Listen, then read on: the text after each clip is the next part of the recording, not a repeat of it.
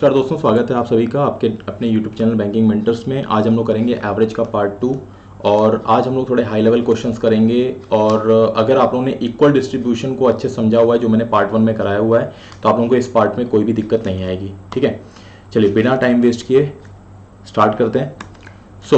पहला क्वेश्चन इस वीडियो का यहाँ पे दिया हुआ है, देखिए 7th क्वेश्चन है, क्योंकि मैं कंटिन्यूएशन में करा रहा हूँ। फर्स्ट पार्ट में मैंने 6 क्वेश्चन कराए थे, अभी सेकंड वीडियो में 7th क्वेश्चन से स्टार्ट कर रहा हूँ। ठीक है, तो 3 लोगों का एवरेज वैल्यू मेरे पास दिया हुआ है, दैट इज कितना 84 kg।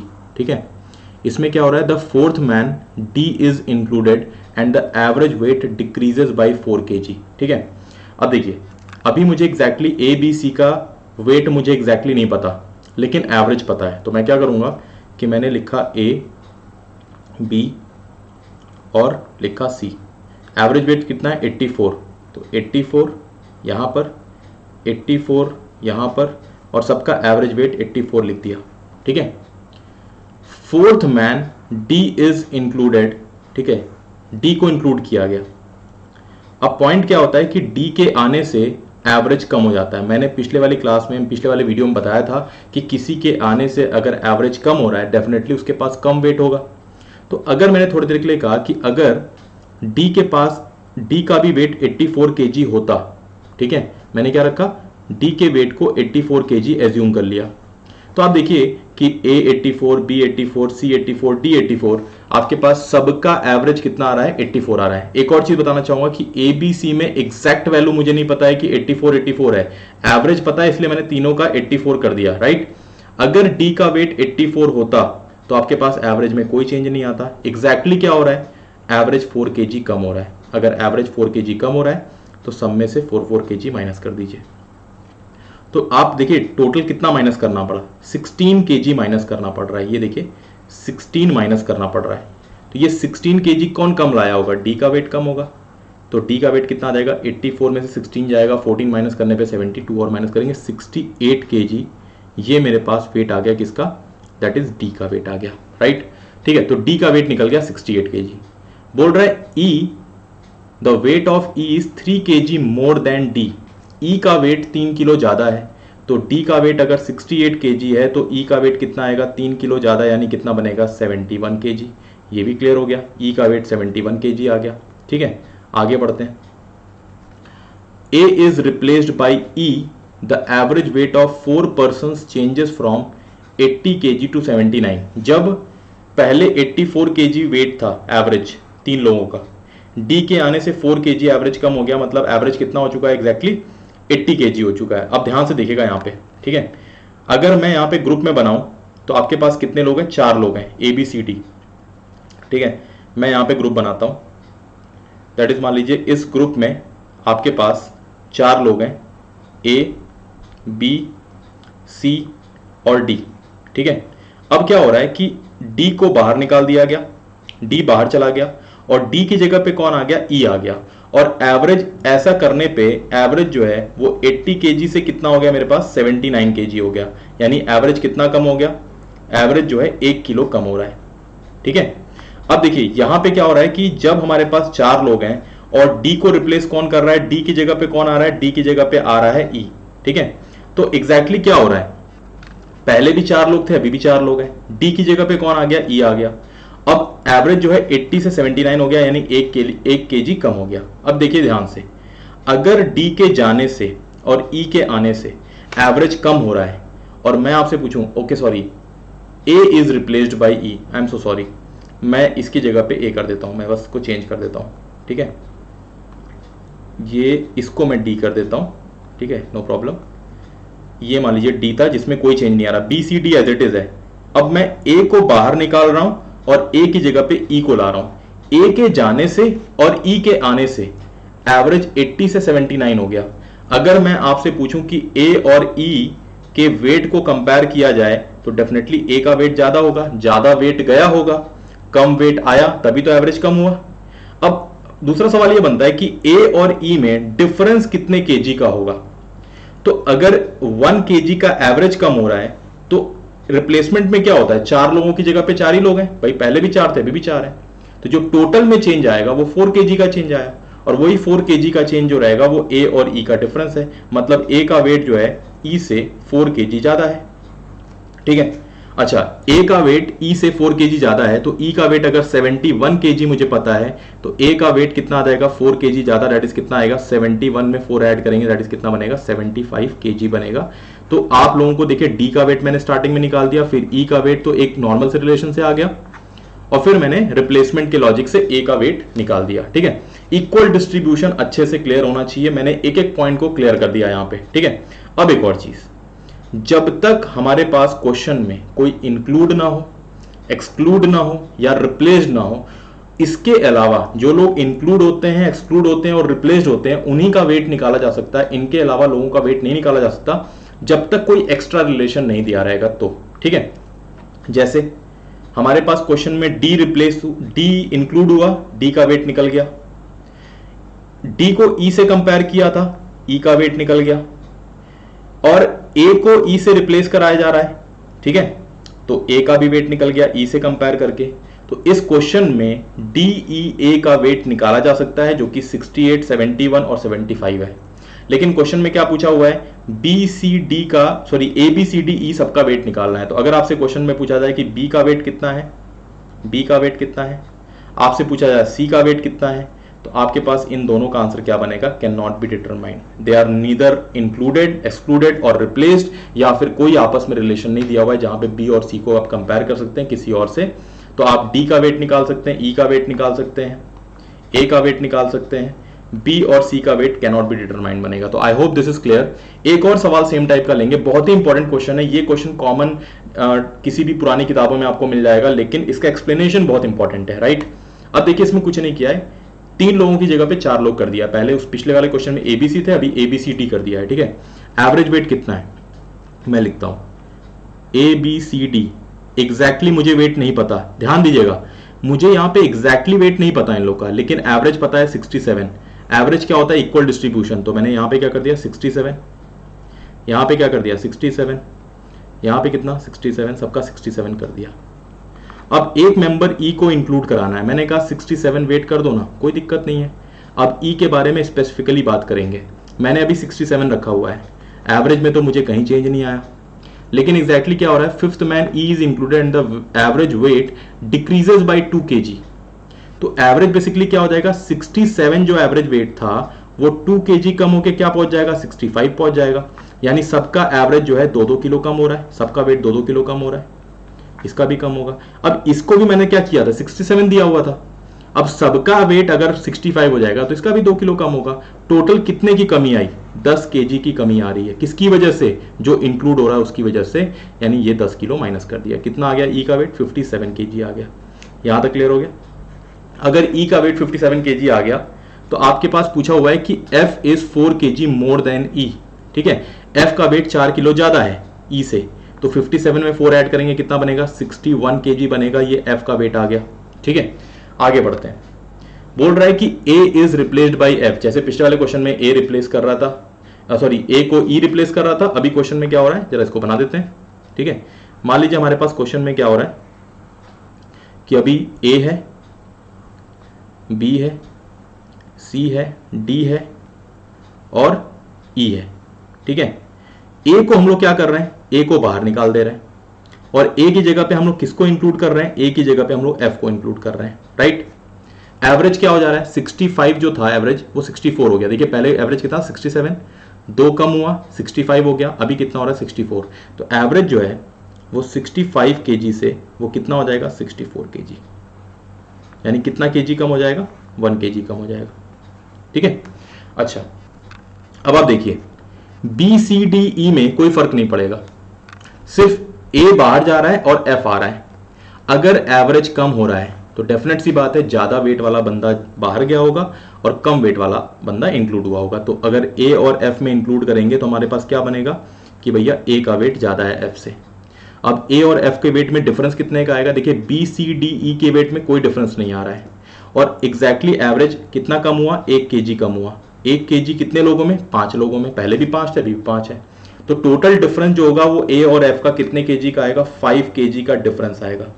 ए और एफ के वेट में 5 kg का डिफरेंस आएगा कि ए का वेट जो है वो 5 kg ग्रेटर है एफ से, राइट। तो अगर एफ का वेट 61 है तो ए का वेट कितना आ जाएगा 61 में 5 ऐड कर देंगे, दैट इज कितना बन गया, 66 kg बन गया। अब इस सवाल की भी बात कर लीजिए, ई इंक्लूड हुआ था, ई का वेट निकल गया, एफ ई से रिलेटेड था, ई का एफ का वेट निकल गया, ए और एफ में रिप्लेसमेंट हो रहा है, ए का वेट निकल गया। लेकिन इसके अलावा इस क्वेश्चन में बी का वेट पूछा जाए, सी का वेट पूछा जाए, डी का वेट पूछा जाए, इन तीनों का वेट पूछा जाए, तो मेरे पास आंसर क्या बनेगा, इसका आंसर बनेगा कैन नॉट बी डिटरमाइंड। ये मेरा इसका आंसर बनेगा, कैन नॉट बी डिटरमाइंड। ठीक है, बहुत ही इंपॉर्टेंट क्वेश्चन करा रहा हूं, हालांकि सेकंड पार्ट है, लेकिन आप देखना कि अब ऐसे ही सवाल कराऊंगा मैं जिससे आप लोगों को कुछ एफर्ट अपने तरफ से मारना पड़ेगा। ये उन लोगों के लिए वीडियो नहीं है जो अपने कंफर्ट जोन में रहना चाहते हैं, ये उनके लिए वीडियोस हैं, ये उनके लिए एक्सप्लेनेशन है जो कुछ करना चाहते हैं, कुछ सीखना चाहते हैं। ठीक है, अगला सवाल बहुत ही मजेदार क्वेश्चन है। देखिए, ये same question with slightly different data, आपको आरएस अग्रवाल में भी सेम क्वेश्चन आपको मिल जाएगा। ठीक है, बट बात है एक्सप्लेनेशन की, ध्यान सुनिएगा। 30 स्टूडेंट है और एवरेज कितना है हमारे पास, 15 ईयर्स सबका। मतलब अगर मैं इसको रुपीज में बोलूं तो ऐसा मान लो कि आपके सामने 30 लड़के दिखने चाहिए, 30 बच्चे दिखने चाहिए और सबके सर पर 15 रुपए हैं मान लो। ठीक, तो ये एवरेज हो गया। अब एग्जैक्टली क्या होता है कि एवरेज 15 है, किसी के पास कम पैसे होंगे, किसी के पास ज्यादा पैसे होंगे।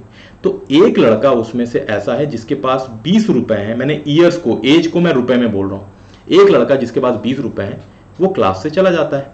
तो पहले 30 लोग थे, एक चला गया, कितने लोग बचे, 29 लोग बचे, 29। और उसकी जगह पे 2 नए स्टूडेंट्स को, आपके पास 2 नए लड़कों को लाया जाता है जिनके बीच में एज डिफरेंस कितना है, 7 ईयर्स का डिफरेंस है। ठीक, ओके, दोनों को इंक्लूड कराने के बाद एवरेज जो है 15 का 15 ही रह गया। Average of all the boys now in the class becomes 15 years. See, boys and student same है, यहाँ पे age of the 2 new boys ये आपको निकालना है। अब खुद से दिमाग लगाइए थोड़ा सा। ठीक है, 30 लड़के हैं, सबके पास 15 रुपए, उसमें से एक कोई लड़का है, क्योंकि मैंने एवरेज 15 रुपए माना हुआ है तो सबका 30 लोग मुझे दिखने चाहिए, सबका 15-15 रुपए दिख रहा है। लेकिन उसमें से एक लड़का है जिसके पास 20 रुपए है, वो चला गया, उसकी जगह पे 2 नए लड़के आते हैं। ठीक है, अच्छा, 2 नए लड़के आते हैं, ध्यान सुनिएगा, अगर इसको ध्यान समझेंगे तो आप लोग एकदम ओरल कर सकते हैं। उसमें से एक लड़का चला गया जिसके पास 20 रुपए है, उसकी जगह पे 2 नए लड़के आते हैं, मान लो एक N1 आता है और एक N2 आता है। तो पहले N1 को इंक्लूड कराइए। मैंने कहा कितना रुपए लेके गया था ये लड़का, 20 रुपए लेके, इसको 20 रुपए लेकर ही इंक्लूड कराओ कि मान लो N1 के पास 20 रुपए, अब तुम चले जाओ। तो एक लड़का गया था, 29 हुए थे, मान लो मैंने N1 को इंक्लूड कराया, जितने रुपए लेकर गया था उतने ही रुपए लेकर भेज दिया, एवरेज 15 का 15 हो चुका है। ठीक, जितने मेंबर्स थे, अभी मैंने N2 को इंक्लूड नहीं कराया, एक लड़का गया 20 साल का, एक लड़के को इंक्लूड करा दिया 20 साल का या 20 रुपए देकर। ठीक है, रुपीज में कर लीजिए आप। अब दूसरा बंदा है, देखिए फिर से 30 लड़के हैं और एवरेज 15 का 15 मैंने करा दिया यहीं पे। अब N2 के बारे में बात करिए आप। N2 का जो वैल्यू है कितना रखा जाए ताकि एवरेज, देखिए N1 को ही इंक्लूड करने पे एवरेज 15 का 15 है, N2 का वेट कितना, सॉरी N2 की वैल्यू कितनी होगी ताकि एवरेज वापस से 15 का 15 रहे। तो एक सिंपल सी बात है, 30 लोग हैं, एवरेज 15 है, एक और मेंबर को इंक्लूड करना है और एवरेज 15 ही होना चाहिए। इसका मतलब क्या है कि N2 का वैल्यू अगर 15 से ज्यादा हो गया तो एवरेज बढ़ा देगा वो, N2 का वैल्यू 15 से कम हुआ तो एवरेज को घटा देगा। तो यानी N2 का वैल्यू 15 ही रखना पड़ेगा एवरेज को 15 का 15 मेंटेन करने के लिए। अब यहां पे थोड़ा सा स्टॉप लगाते हैं, बहुत इंपॉर्टेंट चीज है, मैं एकदम लिख नहीं रहा हूं, आपको सिर्फ शब्दों में बता रहा हूं। देखिए यहां पे एक चीज आ गई कि अगर इस एवरेज को 15 का 15 यहां पे मेंटेन करना है तो N1 और N2 का जो सम होना चाहिए, N1 और N2 का जो सम होना चाहिए 20 और 15 कितना होना चाहिए, 35, दोनों का सम 35 होना चाहिए। लेकिन एक कंडीशन मैच नहीं कर रही है, ये 7 ईयर्स वाली डिफरेंस, ये 7 का जो डिफरेंस है, क्योंकि अभी डिफरेंस कितने का हमारे पास, यहां पे डिफरेंस है 5 का। अगर डिफरेंस को 2 बढ़ाना है तो एक चीज देखिए, बड़े वाले वैल्यू को 1 और बढ़ा दो और छोटे वाले वैल्यू को 1 और कम कर दो। अब देखिए डिफरेंस कितना आ गया हमारे पास 7 का, और एग्जैक्ट वैल्यू कितनी आ गई 21, 14, जिनका सम कितना बन रहा है 35। एक इंपॉर्टेंट पॉइंट ये कि जो 2 नए लड़के होंगे उनका सम तो 35 होना ही चाहिए, तभी वो एवरेज को मेंटेन कर पाएंगे। अगर ये एनालिसिस आप लोग समझ गए तो आप याद रखिए कि आप लोगों ने एवरेज समझ गए आप लोग, और आप लोग पेपर क्रैक करने के लायक हैं। ठीक है, वापिस से बोलता हूं, एक लड़का गया 20 साल का, ठीक है, या 20 रुपए लेकर, मैंने सिर्फ पहले एक को इंक्लूड कराया 20 रुपए देकर, तो 30 के 30 हो गए, वापस से 15 का 15 एवरेज हो गया। अब N2 को भी इंक्लूड कराना है। अगर इसको 15 से ज़्यादा करा दोगे तो आपके पास एवरेज बढ़ जाएगा, इसको 15 से कम कर दोगे एवरेज घट जाएगा। मुझे 15 का 15 करना है तो यहाँ पे 15 रखेंगे तो एवरेज मेंटेन हो रहा है। N1 N2 का सम कितना 35, डिफरेंस कितना चाहिए मुझे 7 का। अगर मुझे डिफरेंस 7 का चाहिए तो सिंपल सी बात है, यहाँ पे डिफरेंस कितने का है 5 का।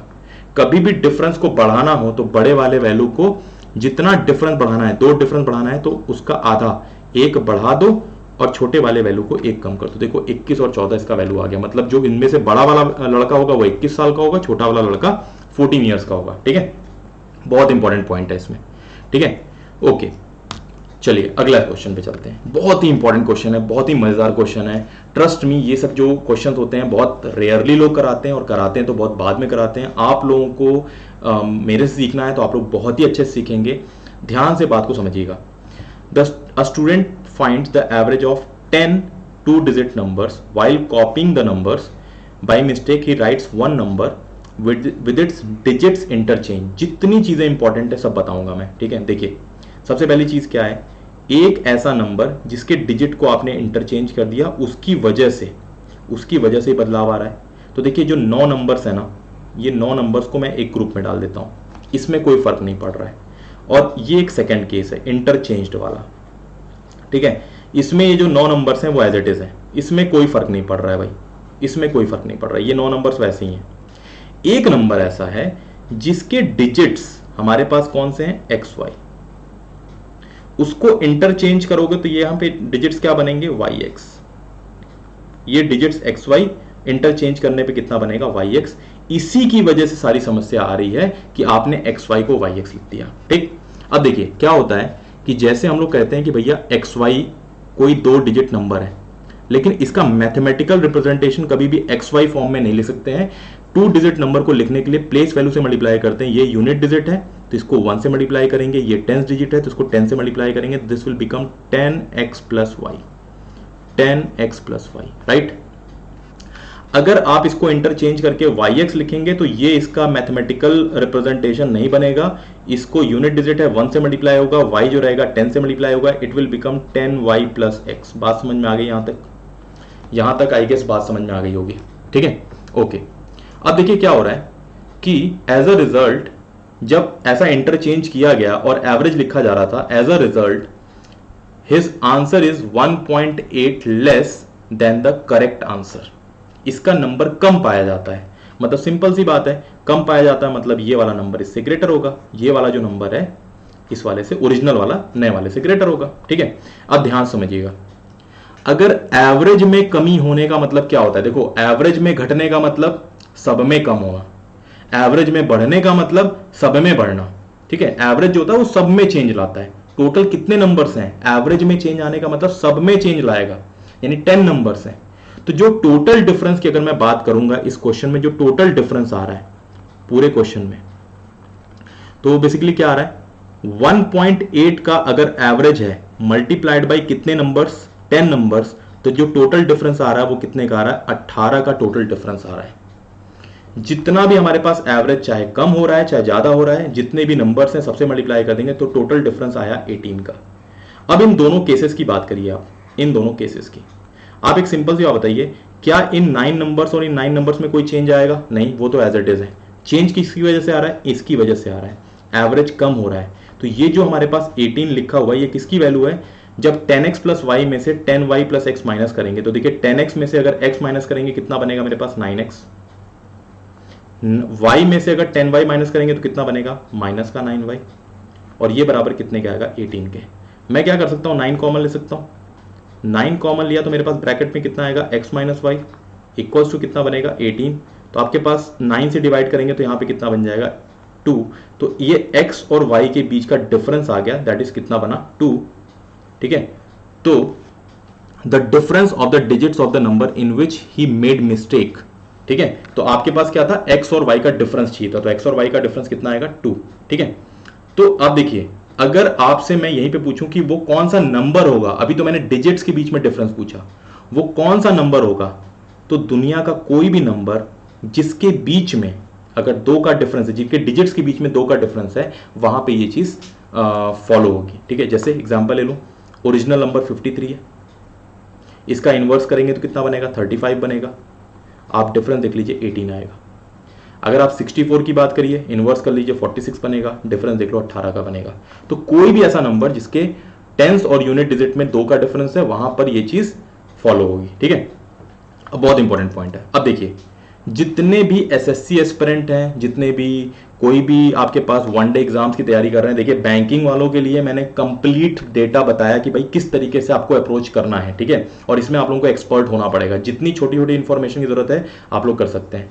अगर इस क्वेश्चन का आप लोग शॉर्टकट जानना चाहते हैं तो एक सिंपल सी बात समझिएगा। आपसे क्या पूछा हुआ है, डिजिट्स के बीच में डिफरेंस, कौन से डिजिट, तो आप कहेंगे टेंस डिजिट और यूनिट्स डिजिट। ठीक है, इन्हीं के बीच में डिफरेंस चाहिए।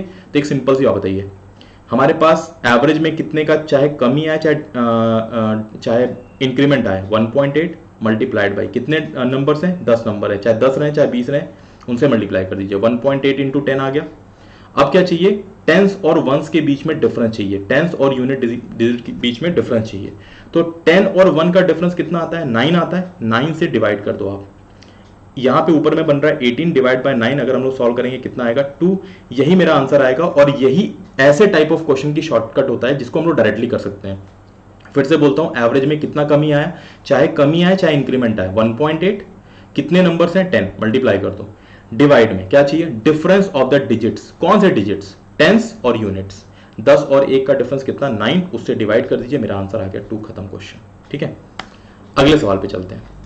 A student finds the average of 23 digit numbers, 20 3 digit के नंबर्स हैं। While कॉपिंग numbers by mistake he rights one number with its digits interchanged. फिर से वही कहानी। ठीक है, फिर से वही कहानी। मैं पहले एक बार अच्छे समझा देता हूं। मैंने एक डब्बे में पहले बना दिया, तो भैया 20 नंबर हैं 3 डिजिट वाले, उसमें से मैंने 19 नंबर को तो पहले एक ग्रुप में रख दिया। और सेकंड केस,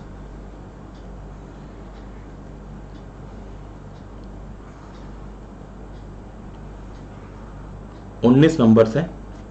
अब अगर एक नंबर XYZ का है, ठीक है,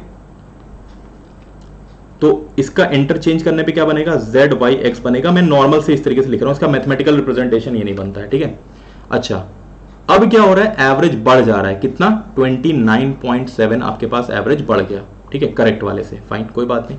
सबसे पहली चीज, XYZ का मैथमेटिकल रिप्रेजेंटेशन क्या बनेगा, XYZ का, तो XYZ का मैथमेटिकल रिप्रेजेंटेशन बनेगा, ये यूनिट डिजिट है, ये टेंस है, ये 100 है, तो ये बनेगा 100X प्लस 10Y और प्लस Z। ये हमारे पास इसका ओरिजिनल वाला नंबर बन गया। इंटरचेंज करने पे क्या बनेगा, ZYX, ZYX। अब पॉइंट क्या है कि यहां पे इसका कैसे रहेगा, 100Z प्लस 10Y और प्लस X। ठीक है, ये दोनों हमारे पास बन रहा है। ठीक है, इसको इंटरचेंज करके हमने ये वाला बनाया, राइट, ओके। अच्छा, अब मैं कहता हूं कि मैंने अगर टोटल डिफरेंस आपसे पूछा, टोटल डिफरेंस, तो टोटल डिफरेंस कितना बनेगा, 29.7 एवरेज का डिफरेंस है, मल्टीप्लाइड बाई कितने नंबर्स, 20 नंबर्स। तो ये हमारे पास कितना बनेगा, 10 मल्टीप्लाई होने पे 297 आ जाएगा। 2 मल्टीप्लाई करना है तो ये बनेगा कितना, ये बनेगा 14, ये 18 19 और ये कितना, 2 2 4 594, राइट। ठीक है, इसको चाहे तो हम लोग ऐसे भी लिख सकते हैं, नॉर्मली ऐसे इसको मल्टीप्लाई नहीं करते हैं, छोड़ देते हैं इसको रहने दो, कोई दिक्कत नहीं, ऐसे रहने देते हैं। ठीक है, फालतू में कैलकुलेशन को मैं गलत एग्जांपल नहीं देना चाहता हूं, कैलकुलेशन को बढ़ाना नहीं। 29.7 इंटू 20, ये हमारे पास टोटल का डिफरेंस है। अब देखो क्या हो रहा है, इंटरचेंज होने पे, देखिए इंटरचेंज सिर्फ एक नंबर हुआ, सिर्फ ये वाला नंबर, इन 19 नंबर में कोई डिफरेंस नहीं आ रहा, तो दोनों केस में जो डिफरेंस आएगा वो सिर्फ इन्हीं नंबर्स के बीच में आएगा। और अगर आप डिफरेंस लेते हैं इन दोनों के बीच में, तो देखिए डायरेक्टली देखिए हमारे पास एवरेज बढ़ रहा है, तो इस बार क्या होगा, ये वाला नंबर बढ़ा है। ठीक है, कुछ खास ऐसे डिफरेंस नहीं आएगा। ठीक है, ये वाला नंबर बढ़ा है, तो इस वाले नंबर में से इस वाले को माइनस करो। तो देखिए सबसे पहले 10Y से 10Y कैंसिल आउट हो जाएगा, 10Y को लिखना ही नहीं है। अब देखिए यहां पे क्या बनेगा, 100Z में से Z माइनस करिए, कितना बनेगा, 99Z। और इस x में से अगर मैं 100x माइनस करूंगा तो माइनस में 99x आएगा, तो 99 कॉमन लिया हुआ है तो यहां पे x आ गया। कितने के बराबर? 29.7 मल्टीप्लाइड बाई कितना? 20 के बराबर, राइट। ये चीज क्लियर हो गया। अगर मैं इस जीरो को हटा के ये डेसिमल हटा दूं, 99 से कैंसिल आउट कर दो तो कितने टाइम जाएगा हमारे पास? 3 टाइम जाएगा, और 3 टू द कितना आ गया? 6 आ गया। तो z माइनस एक्स की वैल्यू जो आई मेरे पास कितनी बन गई? 6 बन गई। z माइनस एक्स की वैल्यू कितनी आ गई? 6 बन गई। ठीक है, ध्यान से इस चीज को एकदम एक एक पॉइंट को ध्यान से देखिएगा। z माइनस एक्स की वैल्यू कितनी आ गई? 6 आ गई। क्वेश्चन में वेरिएशन क्या क्या हो सकता है? ठीक है, ओके। अब देखिए क्या पूछा है? Difference of the unit digit and the 100 digit of the number in which he made mistake. तो यूनिट डिजिट क्या था हमारे पास? z।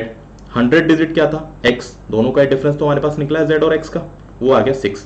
तो दुनिया का ऐसा कोई भी नंबर जहां पे यूनिट डिजिट और 100 डिजिट के बीच में डिफरेंस 6 होगा, वहां पर ये चीज अप्लाई होगी। अब इंपॉर्टेंट पॉइंट क्या है कि अगर मैं पूछूं कि इसी क्वेश्चन में फाइंड द टेंस डिजिट, तो देखिए आप सिर्फ एक चीज के बारे में कमेंट कर सकते हैं, ना आप यूनिट डिजिट निकाल सकते हैं ना आप 100 डिजिट निकाल सकते हैं, लेकिन एक चीज बता सकते हैं कि यूनिट डिजिट और 100 डिजिट के बीच में जहां पे डिफरेंस 6 का होगा वो आपके पास वैल्यू हमारे पास मैच करेगी। लेकिन यूनिट एग्जैक्टली आप वैल्यू नहीं निकाल सकते यूनिट डिजिट और 100 डिजिट का। ठीक है, आप डिफरेंस बता सकते हैं यूनिट और 100 डिजिट का, दैट इज 6 बन गया। ठीक है, अगर आपसे पूछा जाए टेंस डिजिट नहीं निकाला जा सकता। अब इसमें दो पॉसिबिलिटी बनती है मेरे पास ऑप्शंस की। अगर मान लो इस क्वेश्चन में टेंस डिजिट पूछेगा तो इधर option will be can not be determined, या तो ये ऑप्शन रहेगा, मतलब मेरे पास 2 3 4 5 कुछ भी देकर और एक ऑप्शन दे दिया कैन नॉट बी डिटरमाइंड, या फिर एक ऑप्शन इसके लिए सुटेबल बनेगा एनी डिजिट या एनी नंबर फ्रॉम 0 to 9। कोई भी नंबर होगा, 0 हो जाए, 1 हो जाए, 2 हो जाए, 3 हो जाए, 4 हो जाए, वो टेंस वाले के केस में तो वो कैंसल ही आउट होगा। चाहे कोई भी आपके पास नंबर रहेगा उसको तो कैंसल आउट होना ही होना है। तो आपके पास वो कोई भी नंबर रहेगा जो 0 से 9 के बीच में रहेगा, जो कि आपके पास कोई भी डिजिट होगा इन 10 डिजिट में से आपके पास वो फॉलो कर जाएगा। तो इनमें दो पॉसिबिलिटी बनती है, तो मैं हर एक केसेस को बता रहा हूं। अब जो मैंने शॉर्टकट बताया था, ठीक है, अब जो मैंने शॉर्टकट बताया था इस क्वेश्चन का, जरा देखते हैं कि क्या वो चीज अप्लाई हो रही है। तो मैंने आपसे क्या कहा कि आपको चाहिए यूनिट डिजिट और 100 डिजिट के बीच में डिफरेंस। ठीक है, सबसे पहली बात जो आपको टोटल डिफरेंस निकलेगा वो ऐसे निकलेगा, क्या चीज हमारे पास 29.7 का एवरेज का डिफरेंस आया है, मल्टीप्लाइड बाय कितने नंबर्स? 20 नंबर्स, और डिवाइड बाय क्या निकालना है? यूनिट डिजिट और 100 डिजिट के बीच में डिफरेंस, मतलब 99 से डिवाइड करना है, और यही वैल्यू हम लोग को निकालनी है। अगर इसको सॉल्व करेंगे तो हमारे पास इसका आंसर क्या बनेगा? 6, और यही मेरा आंसर आ जाएगा, राइट। ये 6 इसका आंसर आ गया। ये इसको एकदम सेकंड्स में बना सकते हैं अगर आप लोगों को सही अप्रोच पता रहेगी तो, और मैं पूरा एक एक चीज बता रहा हूं। ठीक है, बहुत ही अच्छा सवाल है। ठीक है, इसको एक बार पढ़िए, और ये एज इट इज क्वेश्चन मैंने नेट से लिया हुआ है। Radha was asked to find the average of n consecutive natural numbers starting from 1। सबसे पहले नेचुरल नंबर्स की मैं कुछ बातें बताता हूँ, फिर इसके बाद हम लोग क्वेश्चन पे चलेंगे। ठीक है, जैसे एग्जाम्पल ले लो कि मैंने कहा कि 1 से स्टार्ट करके 1 2 3, ठीक है, 1 2 3 मान लीजिए नंबर्स हैं। मैंने आपसे पूछा एवरेज, तो आप कहेंगे मिडिल नंबर निकाल दो, ये 2, यही हो जाएगा एवरेज। बिल्कुल सही है, नेचुरल नंबर से। अभी मैं इवन नंबर ऑड नंबर सबकी बात नहीं कर रहा हूं, मैं नेचुरल नंबर्स की बात कर रहा हूं। 1 2 3 है, मिडिल नंबर हमारे पास एवरेज बन जाएगा। इसको ऐसा भी कर सकते हैं कि फर्स्ट नंबर और लास्ट नंबर का सम करके डिवाइड बाई 2 कर दें, तो 1 + 3 डिवाइड बाई 2 कितना बनेगा? 2 बनेगा। ठीक है, ओके। अगर मैं इस तरीके से कर दूं कि 1 2 3 4, अब मिडिल नंबर तो नहीं बता सकते, लेकिन कहानी सही रहेगी, वही रहेगी कि पहले और आखिरी को जोड़ दीजिए, 1 और 4 5, और डिवाइड बाई 2 करेंगे तो 2.5, 2 और 3 के बीच का हमारे पास वैल्यू आ जाएगा। तो यहां पे एवरेज कितना आ रहा है हमारे पास? 2, और यहां पे एवरेज हमारे पास कितना आ रहा है? 2 और 3 के बीच में 2.5। पहले ये पॉइंट क्लियर हो गया सभी लोगों को? ठीक है, इस तरीके से हम लोग एवरेज निकालते हैं। एक और चीज होती है कि सेकंड और सेकंड लास्ट को ऐड करके भी डिवाइड बाय 2 कर सकते हो, कोई दिक्कत नहीं है। तो अभी हमारा फिलहाल पॉइंट ये कि पहले और आखिरी को जोड़ करके एवरेज निकालेंगे, तब भी हमारे पास पूरे सीक्वेंस का एवरेज वही आएगा। ठीक है, ओके, ये तो बात क्लियर हो गई। अब क्या हो रहा है कि देखिए इस क्वेश्चन का जो मैं सोल्यूशन आप लोगों को बता रहा हूं और जो कंडीशन बताऊंगा वो कहीं पर भी मेंशन नहीं है। इसका एक और क्वेश्चन बना था, ठीक है, उसके बारे में हम लोग बात करेंगे। ठीक है, ओके, मैं थोड़ी देर के लिए इसको मिटा देता हूं। मैंने एक इंपॉर्टेंट चीज बता दी आप लोगों को, अब मैं स्टार्ट करता हूं उसमें। Radha was asked to find the average of n consecutive natural numbers starting from 1. By mistake she added a number twice but she didn't notice it. ठीक है, अब देखिए क्या है कि मान लो 1 2 3 4 एंड ऐसी बीच में कोई नंबर होगा x जिसको उसने क्या कर दिया, 2 बार लिख दिया, राइट।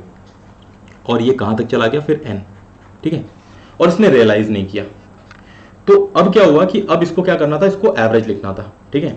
तो एवरेज, ये मिस्टेक, बाय मिस्टेक जो एवरेज बना वो कितना बना, 45 होल 11/18, ठीक है। इट इज समथिंग लाइक ऐसे लिखा हुआ है ना, ये हिंदी वाले प्लीज देख लेंगे, 45 होल 11/18, ये हमारे पास एवरेज दिया हुआ है, ठीक है।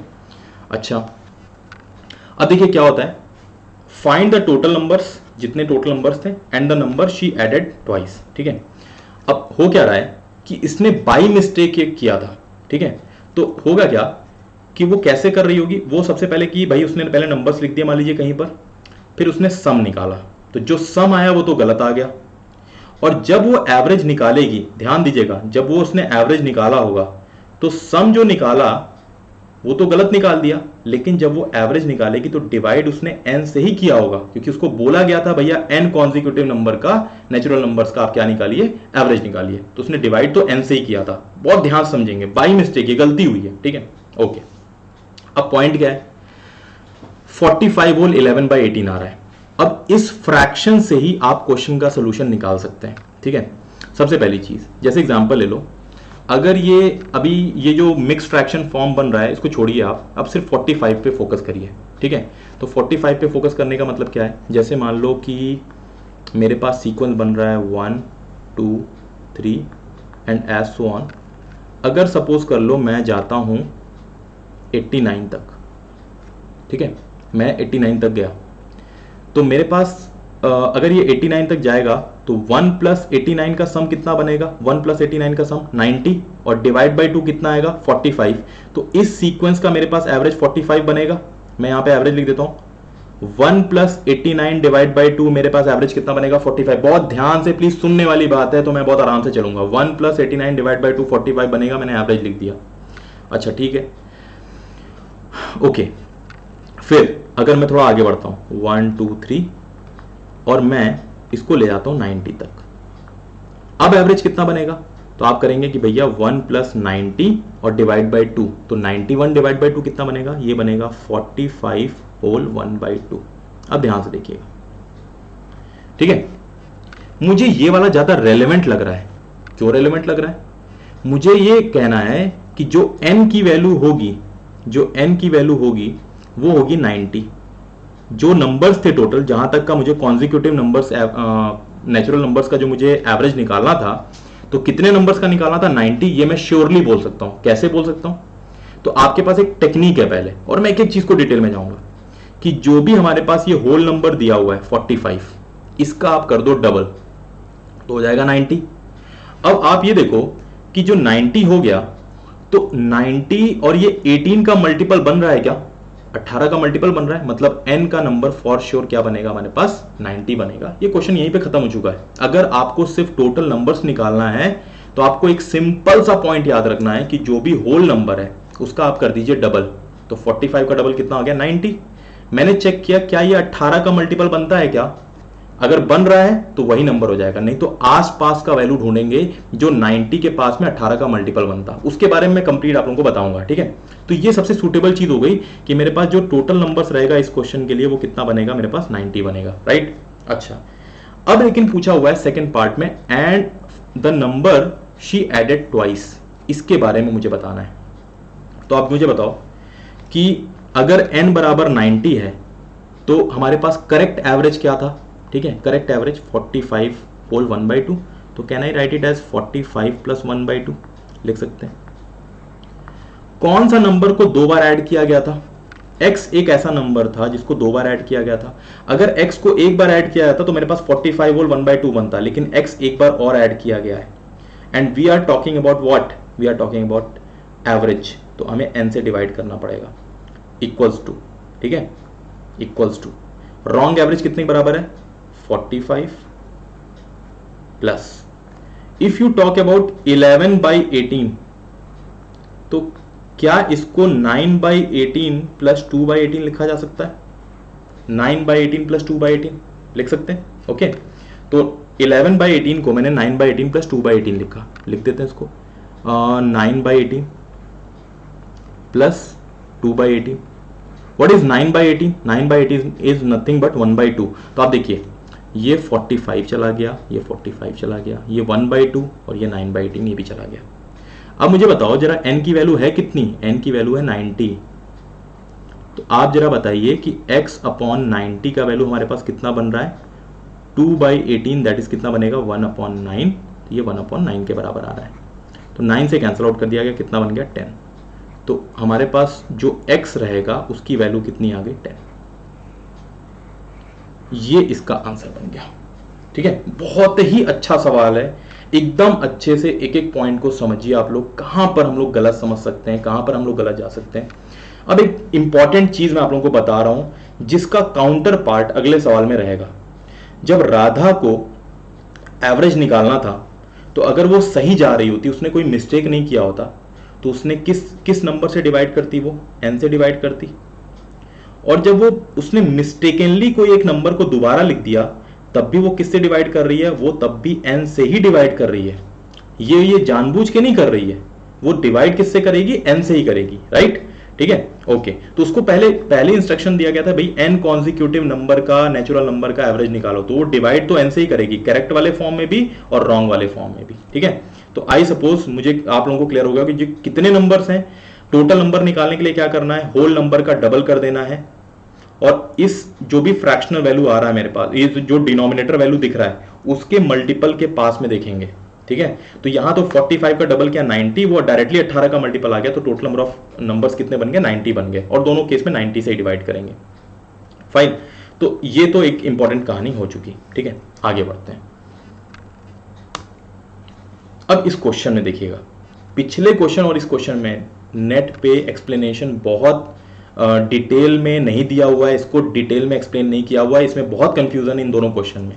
अब देखो क्या है, a boy was asked to find the average of n consecutive natural numbers, मतलब कहानी सेम है, स्टार्टिंग फ्रॉम 1, बिल्कुल सही। By mistake, oh sorry, he deleted a number as a result, यहां पे एक गलती है यार।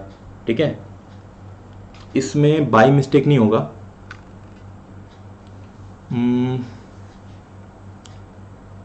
इस केस में बाय मिस्टेक नहीं है, he is not doing a mistake.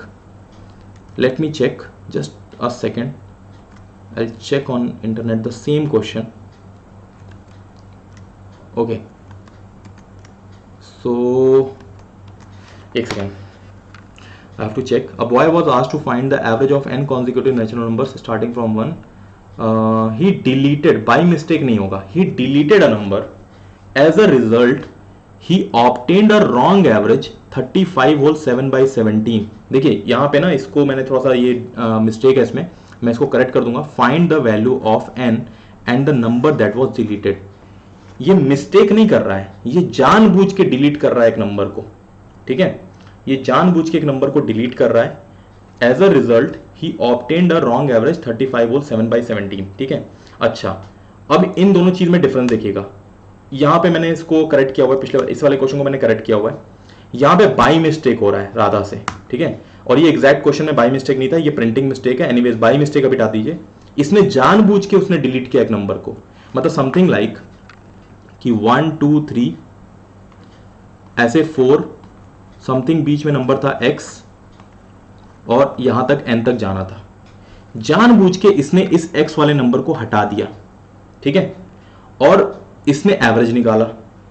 अब जब ये रॉन्ग एवरेज निकालेगा, देखिए अगर करेक्ट वाले फॉर्म में अगर ये एवरेज निकालता तो कितने नंबर्स की बात होती? n नंबर्स की बात होती।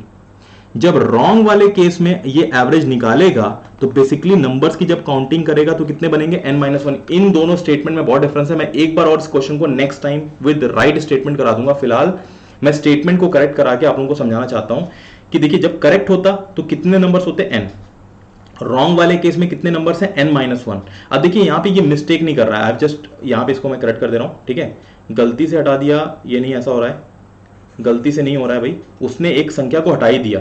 तो अब वो एवरेज निकालेगा तो क्या करेगा, n-1। अब डेफिनेट सी बात है, देखिए एवरेज करेक्ट केस में कैसे होता कि सम निकालेगा वो 1 से लेकर n तक और डिवाइड बाई n से डिवाइड करेगा। हमारे पास रॉन्ग एवरेज आ रहा है। रॉन्ग एवरेज कैसे आ रहा है, क्योंकि सम गलत आएगा, क्योंकि x को तो ऐड किया नहीं गया है, और हमारे पास जो नंबर बनेगा अभी नंबर कितना आएगा यहाँ पे n-1। इस क्वेश्चन और पिछले वाले क्वेश्चन में क्या डिफरेंस था, पिछले वाले में करेक्ट और रॉन्ग वाले केस में दोनों केस में n से ही डिवीजन होता, यहां पर करेक्ट वाले केस में n से डिवीजन होगा और रॉन्ग वाले केस में n-1 से डिवीजन होगा। ठीक है, अब ध्यान समझिएगा बात को। मैंने कहा कि भैया रॉन्ग एवरेज कितना है, what is the wrong average.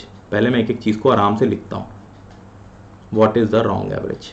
तो it is nothing but 35 whole 7/17। Fine, और ये रॉन्ग एवरेज है, किस नंबर से डिवाइड किया गया होगा, n-1 से। ठीक है, अब मैं n-1 की वैल्यू निकालूंगा। कैसे निकालूंगा, आप क्या करेंगे, 35 का डबल करेंगे। 35 का डबल कितना बनेगा, 70। चेक करो क्या ये 17 के मल्टीपल में आता है, 17 के मल्टीपल में नहीं आता है। तो 70 के पास में जो भी 17 का मल्टीपल आएगा, कौन सा नियरेस्ट वैल्यू आएगा, आप देख लो 69 चले जाओ, 68 चले जाओ, जैसे नियरेस्ट वैल्यू पे जाएंगे आप, हमारे पास क्या नंबर आ गया, 68 नियरेस्ट वैल्यू आ गई। मतलब जो 70 के पास जो 17 का मल्टीपल होगा। तो जो हमारे पास रॉन्ग एवरेज निकाला गया है उस केस में जो नंबर्स आया, वो जो नंबर से डिवाइड किया गया वो 68 था। मतलब n-1 की वैल्यू कितनी आ गई, 68। तो n की वैल्यू कितनी होगी, 69। अब ध्यान से देखिएगा, बेसिकली क्या रहा होगा कि मुझे 1 2 3 और इसको ले जाएंगे 69 तक। तो बेसिकली हमारे पास 69 तक का एवरेज मुझे निकालना था। अब क्या किया गया है, 1 2 3, बीच में से एक नंबर गायब कोई कर दिया गया। मान लो कोई x नंबर था, इसको इंक्लूड करना था, इसमें x को इंक्लूड नहीं किया। ठीक है, और जा तो रहा है 69। अब देखो एग्जैक्टली यहां पे 69 नंबर्स हैं, लेकिन इस केस में जब एक बीच में से नंबर आपने उड़ा दिया तो कितने नंबर्स हो गए, 68। ये एवरेज, ये रॉन्ग वाला केस था। ठीक है, फाइन। तो हमारे पास अगर आपसे पूछा जाए find the value of n, तो n की वैल्यू हमारे पास कितनी आ गई, 69 आ गई। ये हम लोग डायरेक्टली निकाल सकते हैं, एकदम ओरल कर सकते हैं। ठीक है, अब पूछा गया and the number that was deleted, इसको कैसे करेंगे। देखिए हमारे पास रॉन्ग एवरेज कितना आया, 35 होल 7/17। ठीक है, 35 होल 7/17। फाइन, तो कितने नंबर्स थे मेरे पास, इस केस में कितने नंबर्स थे, 68 नंबर्स थे। रॉन्ग वाले केस में हमारे पास कितने नंबर्स हैं, 68 नंबर्स हैं। तो इस एवरेज को 68 से मल्टीप्लाई करिए। कैसे भाई, मुझे सम निकालना है अगर, तो एवरेज को मैं जितने भी नंबर्स हैं उनसे मल्टीप्लाई करूं। कितने नंबर्स का एवरेज निकला है, 68 नंबर्स का। तो पहले मैं रॉन्ग सम की बात करूंगा, रॉन्ग सम। 35 होल 7/17 को can I write it as 35 plus 7/17, ये लिखा जा सकता है, मल्टीप्लाइड बाई रॉन्ग सम की बात कर रहे हैं, तो रॉन्ग नंबर कितना था, 68, इससे मल्टीप्लाई करिए और सम निकालते हैं। ये रॉन्ग सम आएगा जिसमें x is not included, the number that was deleted. Okay, तो what will I do, 35 into 68 करेंगे और यहाँ पे 68 7/17 मल्टीप्लाई होगा। फाइन, ठीक है, तो 35 इंटू 68 करने का मतलब है, तो 35 को डबल कर दो तो ये बनेगा 70, और 68 को हाफ कर देंगे 34, तो यहाँ पे कितना आ जाएगा 0, और 7 से मल्टीप्लाई करेंगे 210 और 28 238, 7 4 28, 8 2 21 20, 2380। ठीक है, तो 2380 ये हमारे पास आ गया जब 68 से मल्टीप्लाई कर देंगे। 17 से कैंसिल आउट किया 68 को 4 टाइम्स, 4 7 का कितना 28, तो सम कितना आ जाएगा 2380, 20 ऐड करने पे 2400, 2408, 2408। ये मेरे पास रॉन्ग सम आ चुका है। अब बात करते हैं राइट सम की। जो राइट सम होगा वो कैसे बनेगा, अब देखो ये वाले जो सीरीज आपको दिख रही है, ये मेरे पास क्या है, राइट नंबर्स हैं। ठीक है, 1 से लेकर 1 2 3 अप टू कहां तक, 69 तक। तो एवरेज कैसे बनेगा, एवरेज हमारे पास एवरेज बनेगा फर्स्ट नंबर लास्ट नंबर का एवरेज। तो 1 plus 69 70, 70 plus 70 divide by 2, that is कितना, राइट हमारे पास एवरेज कितना आएगा 35 के बराबर, होल मल्टीप्लाइड बाई कितने नंबर्स हैं, 69 नंबर्स हैं। तो यहाँ पे कितना बनेगा 35 मल्टीप्लाइड बाई कितना 69, राइट, ये बनेगा। अब इसको मल्टीप्लाई करके हम लोग राइट सम निकालते हैं। कितना बनेगा। ओके, सो 69 35 इसको ऐसे कर सकते हैं कि 35 मल्टीप्लाइड बाई 70 माइनस 1 कितना बनेगा, यहाँ पे आ गया माइनस में 35 और ये 0, 7 5 सा 35, 7 3 सा 21 24, 2450 35 चला गया यानी 2415 बन गया 2415। ठीक है, तो राइट सम कितना बना 2415। ठीक है, let me right it correctly.